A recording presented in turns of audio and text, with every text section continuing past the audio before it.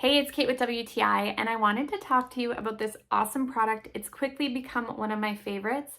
It's from Ciate, London, and it is their Dewy Blush. This is in the shade Papaya. So when I first got this and I went to use it, I was a little intimidated because I've never used a gel blush like this. So what I do, I don't know if this is right, but I put some on my fingers. So you can see it looks really bold and scary, but it's really not. So I just, after I've put my foundation on, my bronzer, all of those things, I put a little bit on my fingers and I just gently dab it on the apples of my cheeks, wherever you want a little bit of color.